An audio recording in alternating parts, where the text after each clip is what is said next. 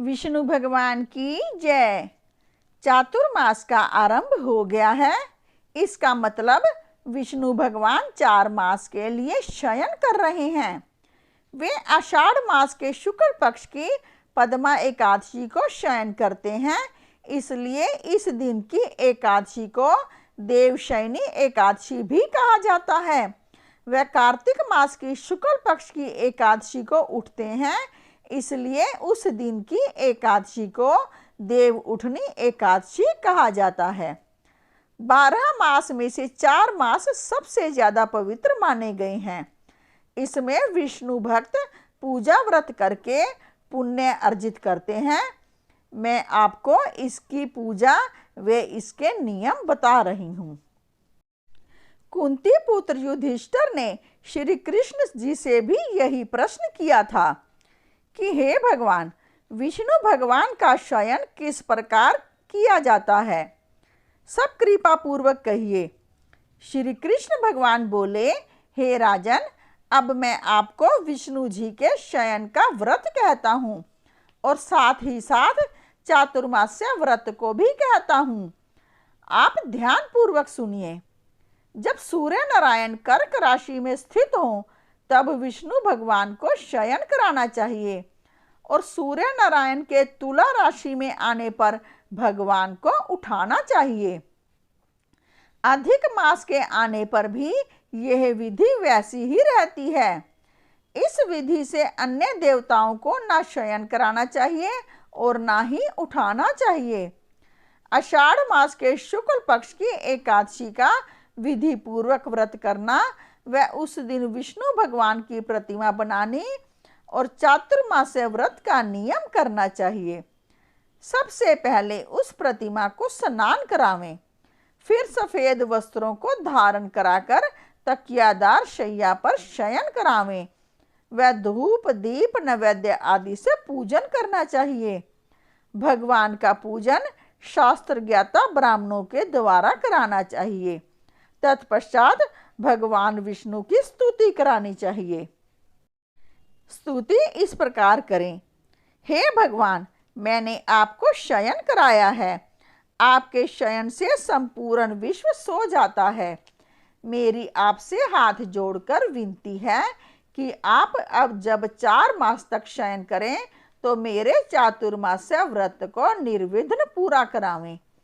इस तरह विष्णु भगवान की स्तुति करके शुद्ध भाव से नियमों को ग्रहण करना चाहिए।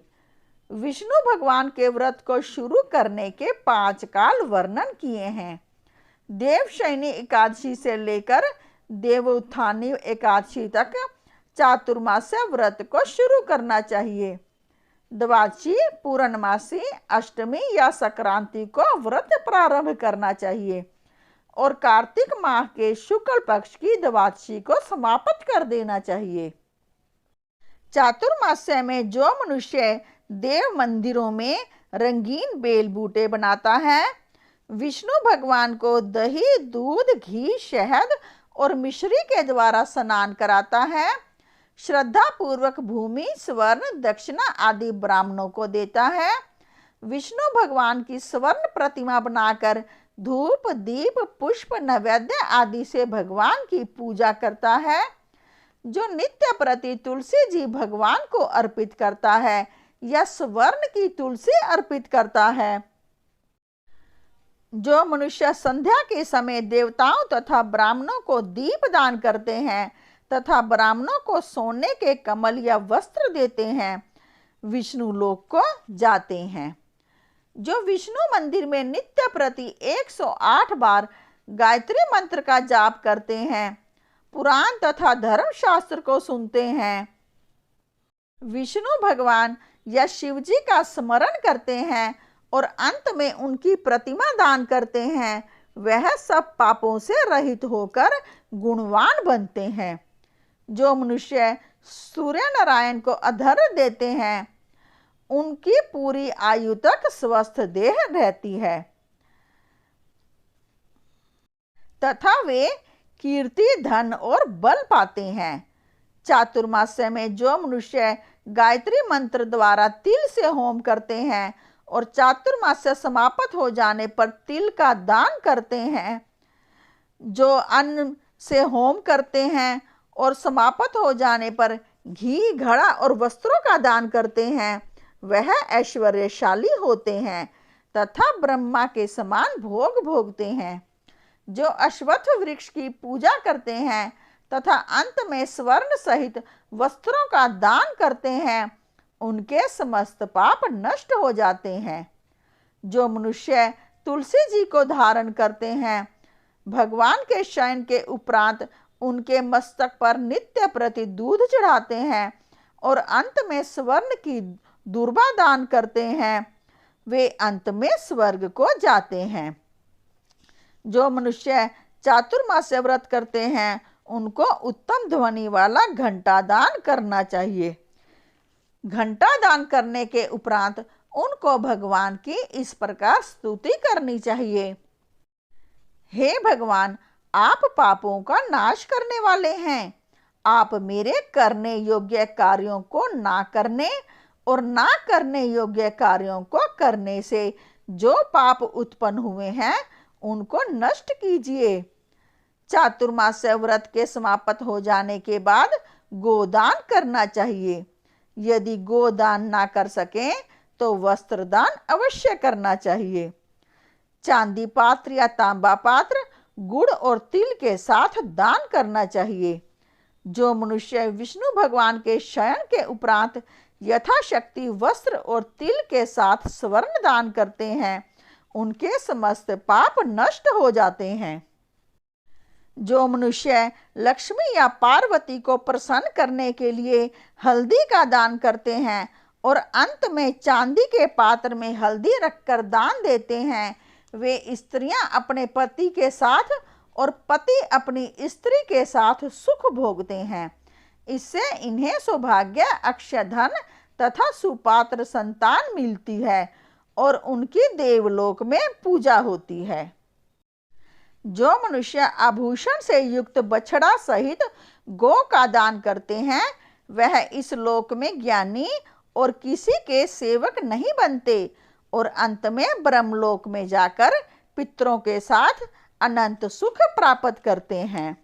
जो मनुष्य भगवान के शयन करने पर नित्य प्रति रात्रि को जागरण करते हैं तथा अंत में ब्राह्मणों को भोजन कराते हैं, उन्हें शिवलोक की प्राप्ति होती है। चातुर्मास्य व्रत में जो मनुष्य नित्य प्रति एक समय खाकर ही रहते हैं तथा अंत में भूखे को भोजन कराते हैं, उन्हें स्वर्ग की प्राप्ति होती है।